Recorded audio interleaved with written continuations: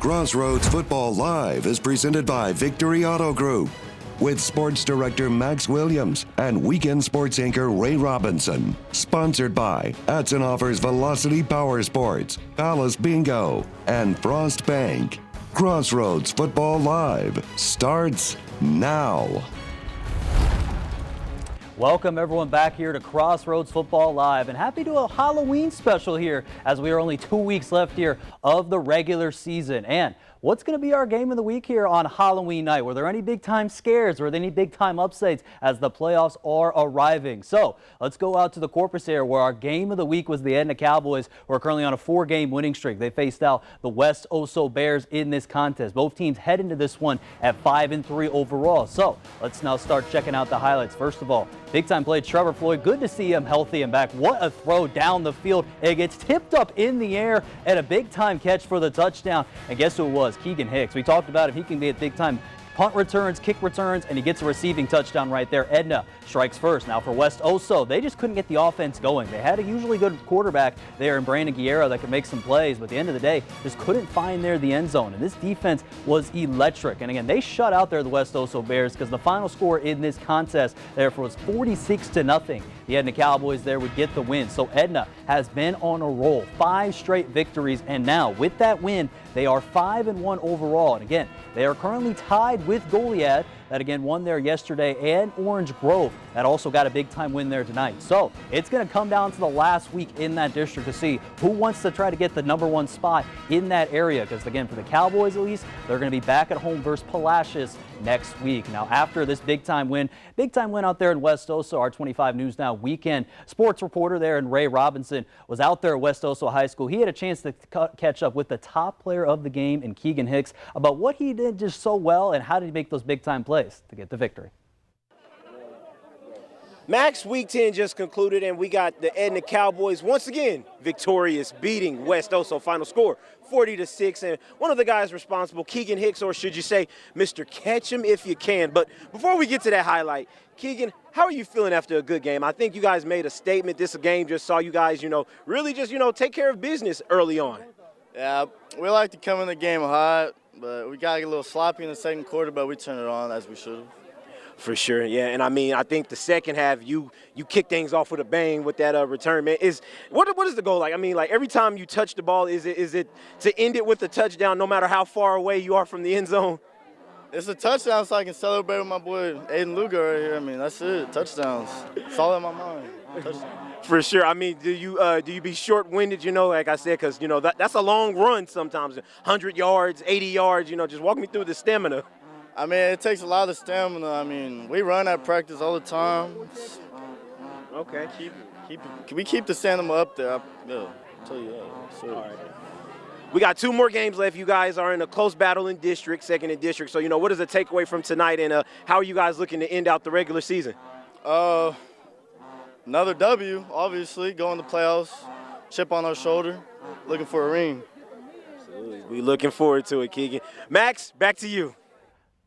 All right, love it there from Keegan Hicks. Again, for this Edna team, they're just getting better and better week by week, and I think that's going to be huge. I'm going to predict right now the Edna Cowboys are going to win the district there outright over Goliad and Orange Grove. But we're going to see there next week because we got a lot of craziness out there in that district. But speaking in a crazy district out in 4A, the El Campo Ricebirds looking to rebound after they lost to Bay City last week versus Calhoun. And started off here, how about big-time play from Holton Hadley. And Calhoun, they usually, when they get the running game going, Calhoun is very dangerous. Remember, they did the triple option a lot last year. They've kind of done more of a spread, but they didn't use the offense in a wing T spread. And that time, Ashton Sertle went to his favorite player, Isaiah Cabrills, and then the next play after that, they punched it in for the Sand Crabs. And again, Calhoun, what they do so well is, again, that balanced type of offense. And again, a mistake, though, from Sertle as El Campo, again, their defense has been huge. They get them down into the red zone. Right after that, though, Kylan Taylor calls his own number and gets into the end zone, and El Campo responds.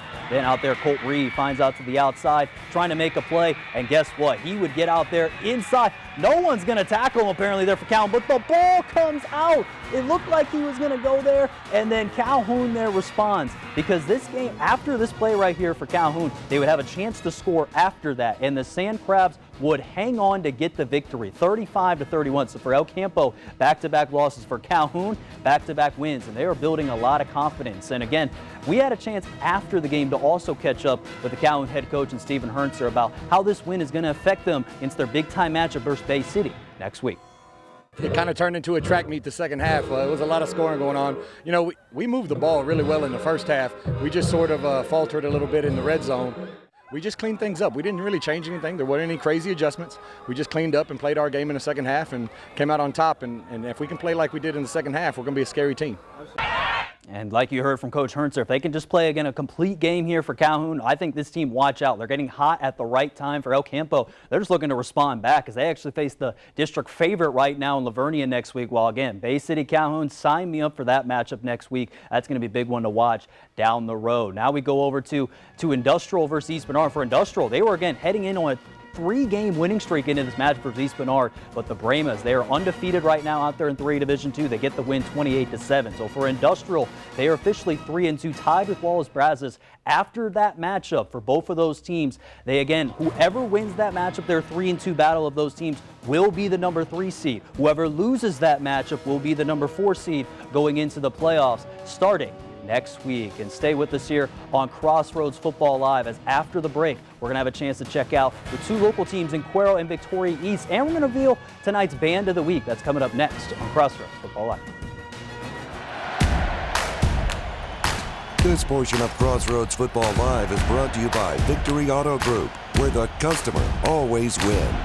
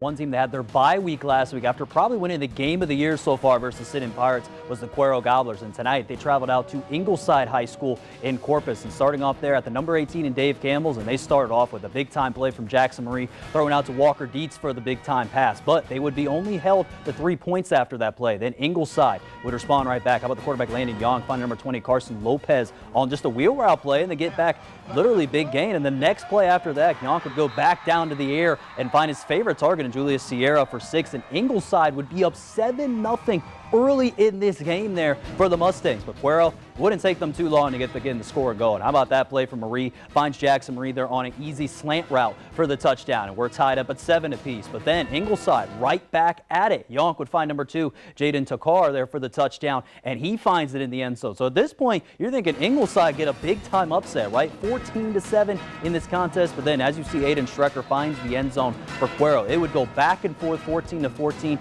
But then once Cuero got going, they got the scoring going, because the final score in this contest was not even close. 70-20, the Cuero Gobblers get the win there over Ingleside. So it was 14-14, and then Cuero started to get the ball rolling and everything. So now they officially move over to 2-1 in district, and they get to finish the year against a team versus Robstown, which got the update. They lost to Sinton, so Sinton got the win there. So Robstown drops now to 1-2 out there in district play. So again, big time win there for Cuero. They face Robstown to end the year. Over to Victoria East, officially they will not be able to make the postseason, but want to finish off strong there and get a big time upset versus the Piper Warriors. And again, starting off though, Piper would get a big time pass play. Isaiah Katine finds number 8 Cash Lancaster for big time gain outside to the red zone. And then literally the next play after that is a little handoff right here for number 32 Brady Hopper finds the end zone. And again, the Warriors would strike in the end zone. This would be after they actually blocked a punt to get actually a safety. So this would be 8-0 at this point there for Piper. But again,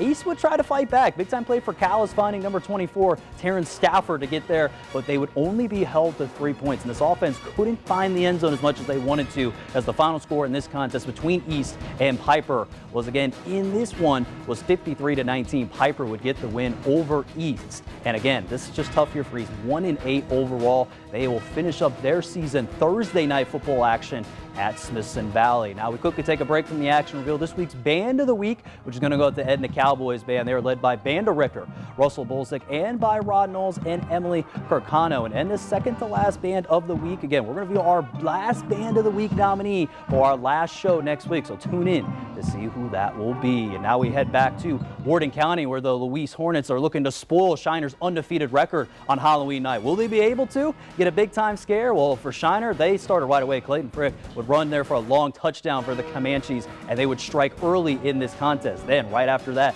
Jarvis Williams, I told he's gotten better and better as a quarterback, makes a big time play, finding Landon Christensen for the touchdown. Then after that, Frick again would find the end zone. And again, it just looked like consistency for Shiner. You can see the running game's working. Jarvis Williams getting the passing plays are working. As you see right on this kind of play, finds Bo Bain for the touchdown. Easy long pass, and Shiner still looks, again, just tough to be out there in the district. 54-6, the Comanches get the win over the Hornets. So they officially moved to 5-0. We just mentioned Yorktown during the 10 o'clock show, lost to Falls City. So that means still Yorktown has a shot to spoil Shiner there for the district title next week. But again, we'll see if that happens, because Falls City has a chance to maybe win it. If they win and Shiner loses, that's a possibility for Shiner there to get the victory in that contest. Quickly over 3, Division 1, where the top-ranked Columbus Cardinals traveled to Hallettsville. They get the big-time win, 35-21. Hallettsville just looking to get maybe that number 4 spot in the playoffs at Yoakum next week. And from last night, the Goliad Tigers, actually this was not 0-0, forgot to update, 42-0.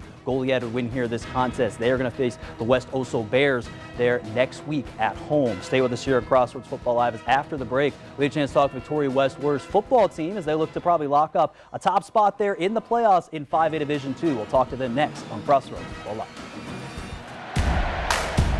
This portion of Crossroads Football Live is brought to you by Palace Bingo. You can't have high school football without the beat of the marching bands. Crossroads Football Live is excited to spotlight talent at our local high schools with our Band of the Week segment. Every week, we'll pick one band to feature on Crossroads Football Live. Get your cameras and show us your band under the Friday night lights. Go to crossroadstoday.com/contest to nominate. Tune in to CFL every Friday night at 10:35 to see who's marching to the top.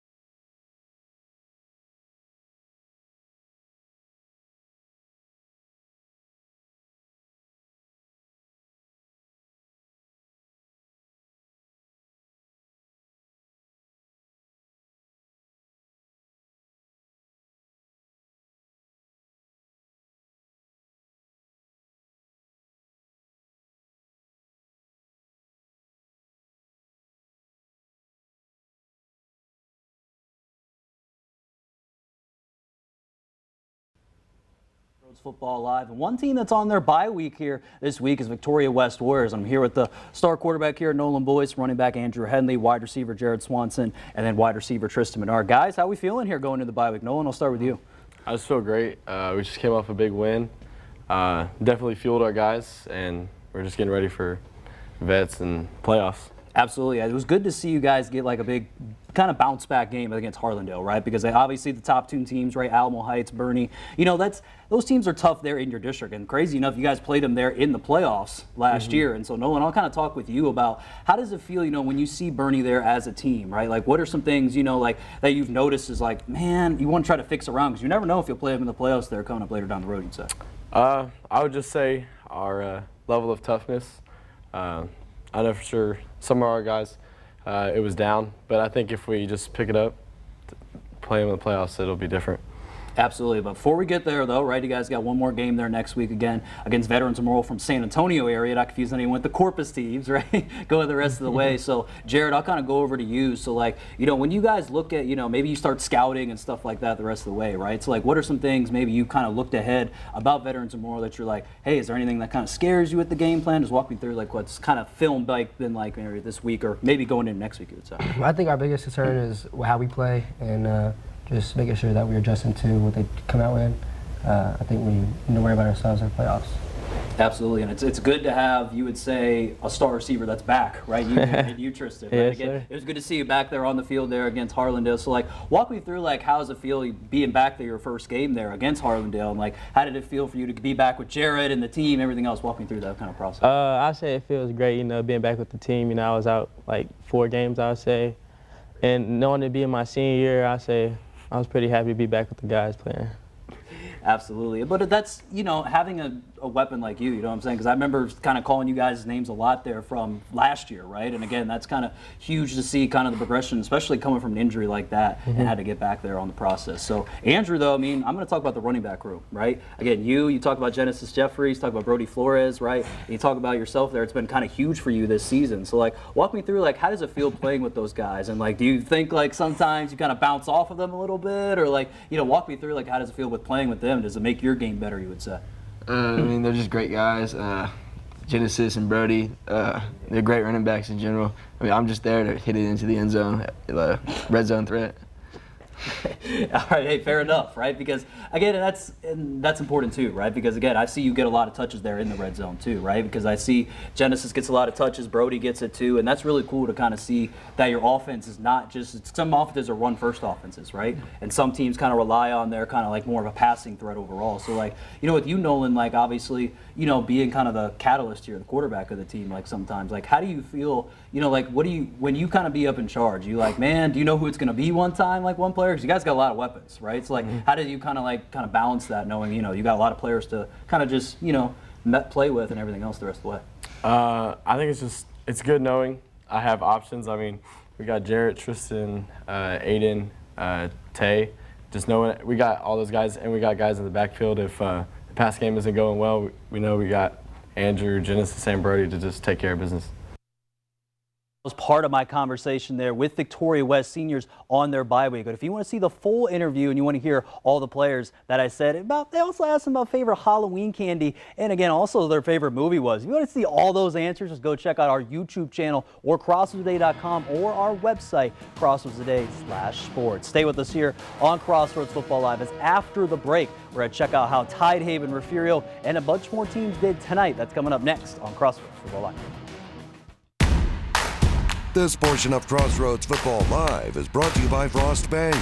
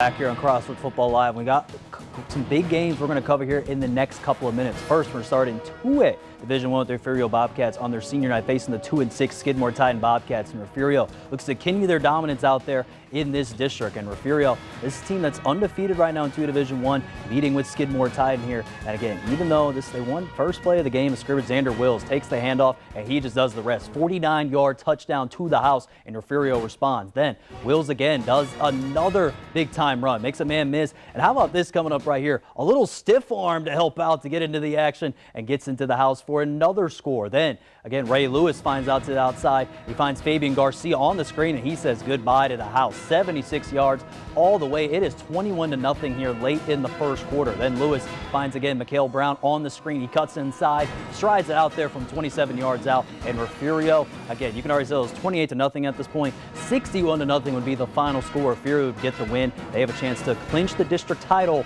next week.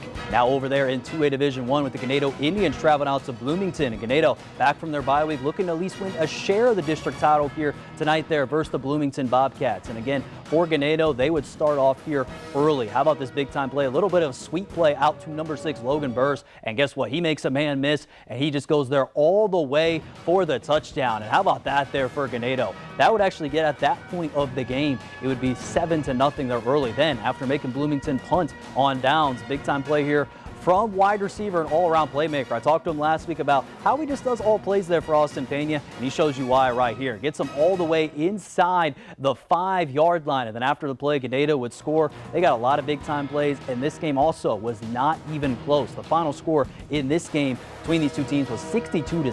Ganado would get the win. And again, for Ganado, they at least now knowing with Weimer, if Weimer would again, they won today, so that means Ganado has to win next week to win the district title. That'll be at home versus Danbury. Staying in 3 Division I with the Flashes Sharks hosting senior night versus the London Pirates. And again, London's trying to fight for that number 4 spot in district, while Flashes looking to play spoiler on Halloween night. But big time play from London to start off with. How about the big time pass from Alex Manning, getting it down to the inside for the big time pass. Then Manning again, this time does a little quick kind of screenplay out to the outside, and London does the rest for the touchdown. And again, London got some big time plays in this contest, but for Flashes, they would not ruin London's playoff hopes. The final score in this game would be 41-13. London would get the win. Again, for Flashes, they fall to 1-5 in district, and they're just going to end their season at Edna next week. Some quick score updates. Yoakum versus Hitchcock. Yoakum gets a big time victory, 30-26 versus Hitchcock. They are now again 2-1 in district play. They're going to fight now to get the 3rd place spot in district versus Hallettsville next week. And finally, Tidehaven, then my number 1 team out there in this Friday Night 5, they would get the victory out there as well. 34-6, Tidehaven would get the victory there over Bowling. They're going to fight there for the Division 3A Division 2, their district title versus East Bernard next week. And stay with us here on Crossroads Football Live, as after the break, we're going to reveal one more final score there with Shiner St. Paul, and then we're going to reveal this week's Friday Night 5 rankings. That's coming up next on Crossroads Football Live. This portion of Crossroads Football Live is brought to you by Hudson offers Velocity Power Sports Outdoor Fun Store.